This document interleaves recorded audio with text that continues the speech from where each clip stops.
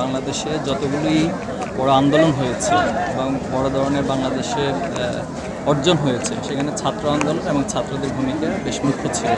এবং সর্বশেষ July August আন্দোলনটাও কিন্তু বিশ্ববিদ্যালয় ক্যাম্পাস থেকে শুরু হয়েছে, ছাত্রদের মাধ্যমে শুরু হয়েছে। তো বাংলাদেশের সংবিধান স্বাভাবিকভাবে হচ্ছে সবাইকে, সকল নাগরিককে তার মত প্রকাশের স্বাধীনতা, তার আদর্শের স্বাধীনতা এবং তার নিজস্ব দল এবং রাজনীতির স্বাধীনতা দিয়েছে।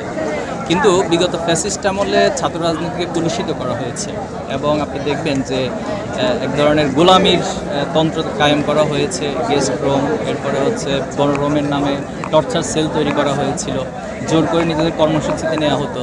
এই কারণে ছাত্র রাজনীতির প্রতি একটা ট্রমা শিক্ষার্থীদের মধ্যে তৈরি হয়েছে।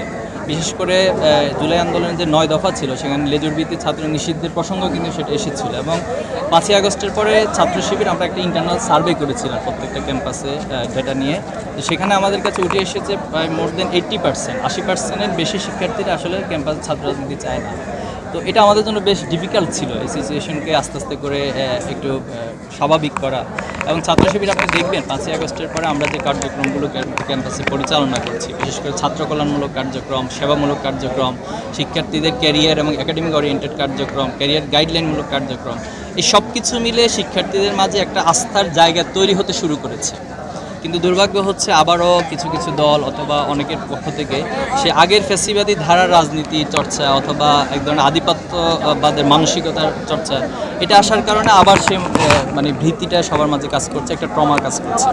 তা আমরা সবার কাছে অনুরোধ করব যে আমরা এমন কিছু করব না যেটা আমাদের ছাত্র রাজনীতিকে প্রশ্নবিদ্ধ করে।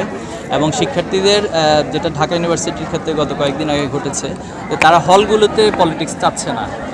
তাদের বক্তব্য হচ্ছে যে মূলত হল পলিটিক্সের মধ্য দিয়েই এই টর্চার কাজগুলো চালানো হতো। এজন্য সবাই ক্যাম্পাসে রাজনীতি করবে কিন্তু হলে রাজনীতি করবে না।